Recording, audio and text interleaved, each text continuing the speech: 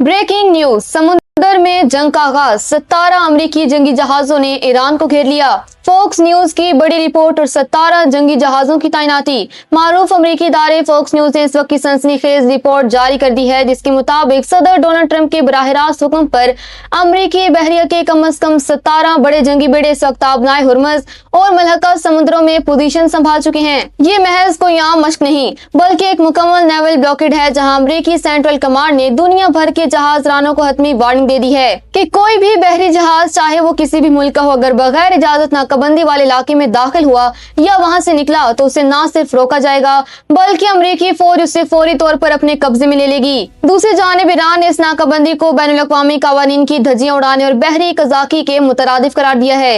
ईरानी पासदारान इनकलाब ने वो वीडियो भी जारी कर दी है, जिसमें ईरानी कमांडर्स एक अमेरिकी जंगी जहाज को आखिरी वार्निंग देते हुए कह रही हैं कि अगर तुम वापस ना मुड़े तो हम फायर खोल देंगे।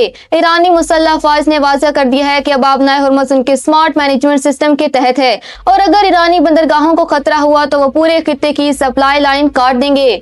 नाज़रीन, फॉक्स न्यूज की ये रिपोर्ट साबित करती है कि अब बात सिर्फ मुज़ाकरात तक महदूद नहीं रही, बल्कि अमली तौर पर एक बड़ी जंग शुरू हो चुकी है। एक तरफ ट्रंप के 17 जंगी जहाज हैं और दूसरी तरफ ईरान का मुकद्दस दिफा।